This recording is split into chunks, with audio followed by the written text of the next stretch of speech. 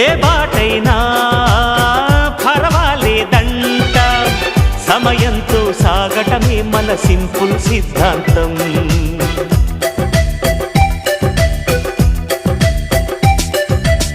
చిరుగాలికి పరిమళమిచ్చే సిరిమల్లెల వనమై ఉందాం, గగనాన్ని నేలను కలిపే హరివిల్లుల వంతెన అవుదాం. ఆనందం అంటే అర్థం మనమందా, ప్రతి పూట పాటై సాగే హుషారు సరిగమలో. ఎన్నో ఎన్నో రాగాలుండే సంగీతం కాదా, చల్లకి నవ్వుల కేరింత.